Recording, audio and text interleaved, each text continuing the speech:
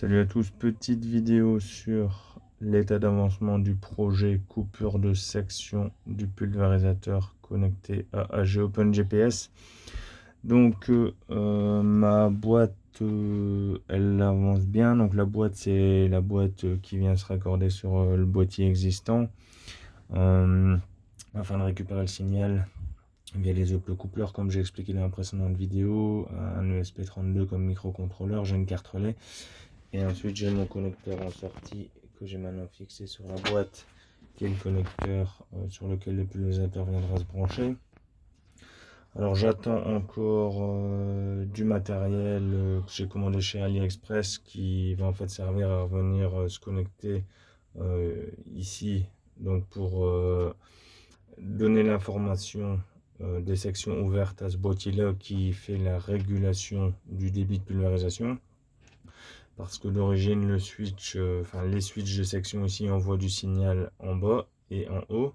Donc moi comme ici ces switches là envoient le signal dans ma boîte, lorsque je vais fonctionner en automatique, en sortie de relais je dois renvoyer le signal au pulvérisateur. Ça c'est pas un problème, ce sera fait via cette prise.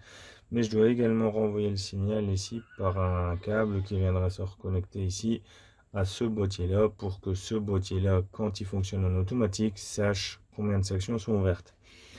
Donc comme j'attends le matos, j'ai modifié le code de l'ESP32 pour fonctionner en Wi-Fi. D'ailleurs je suis en train de prendre la vidéo avec un câble USB connecté, mais il est connecté à rien du tout, donc je vais l'enlever pour que ce soit plus clair. Voilà, parce que j'avais laissé le câble USB si jamais je voulais pouvoir vérifier sur mon moniteur en sérial les informations qui passent quand je fais du logging. Donc voilà, il est connecté à la toute dernière version là, qui vient de sortir hier, la 5.7.2.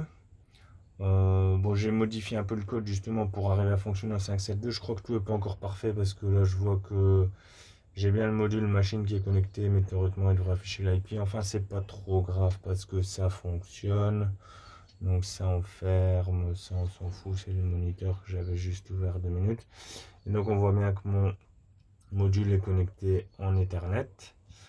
D'ailleurs, donc en fait, l'ESP est alimenté ici via tout le boîtier. Donc en fait, si je coupe le courant, normalement, dans quelques secondes, il va détecter que le module est déconnecté. Et voilà, ensuite quand je le rallume, ça devrait se reconnecter dans les 5 secondes à venir, plus ou moins.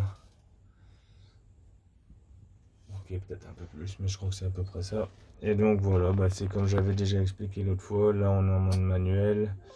On coupe le général, on allume le général, et puis on peut couper des sections une à une, ou même par deux si on veut.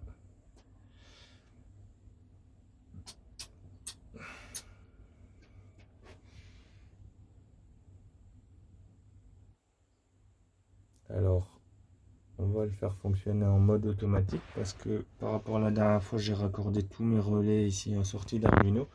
Donc je vais pouvoir le faire fonctionner en mode automatique. Donc je vais switcher. Bon, pour l'instant, je dois encore débrancher un fil parce que l'interrupteur qui me permettra de passer en mode automatique viendra ici entre les deux. Donc ça sera quand j'aurai reçu la boîte et configuré tout ça.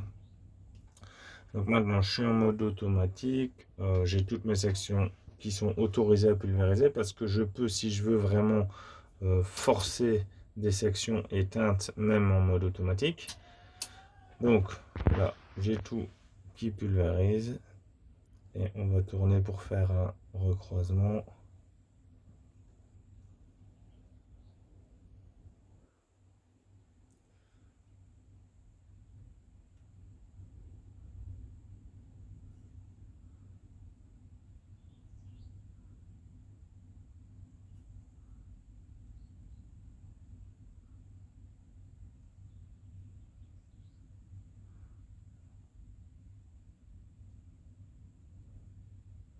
Ok, voilà, ça devrait le faire et les relais vont se couper en même temps. On va pouvoir voir là sur la carte les lumières des relais qui se coupent. Et on va les entendre claquer aussi.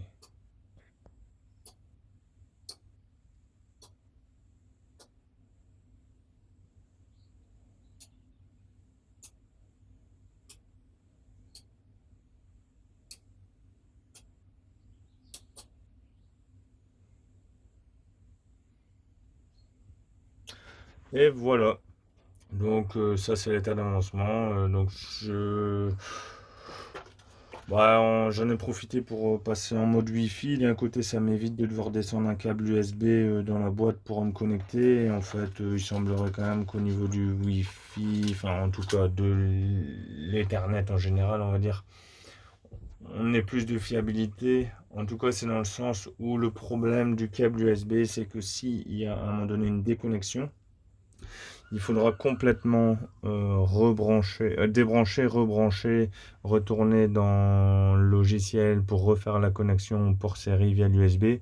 Tandis que là, en Wi-Fi, c'est tout le temps en train d'envoyer un paquet UDP et de checker si le module est actif ou pas. Et quand le module se reconnecte, il refait la connexion.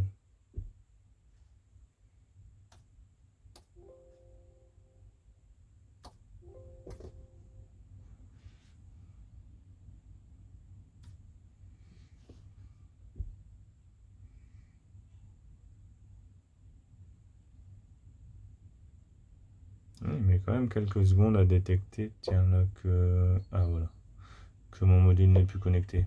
Ok, bon, j'avais l'impression que ça allait un tout petit peu plus vite en version 5.7.0, mais c'est vrai que ce que j'ai remarqué, c'est que j'ai l'impression qu'au niveau de la communication, les paquets qui vérifient que le module est connecté est envoyé moins souvent, donc je sais pas, je suppose que c'est volontaire de Brian sur la nouvelle mise à jour, enfin soit ça devrait pas poser trop de problèmes.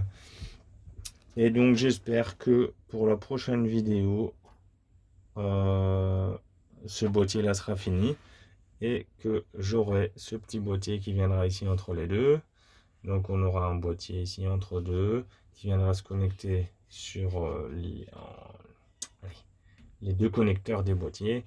Dessus j'aurai mes lumières qui correspondront à l'état de section réel, parce que quand on est en automatique là, les LED de l'ancien boîtier elles restent allumées même si c'est éteint par le logiciel. Et donc je vais remettre des LED qui seront connectés vraiment en sortie des relais, et donc ils afficheront l'état réel. Donc j'aurai 7 LED pour chacune de mes sections et j'aurai mon bouton pour au moins passer de manuel à éteint.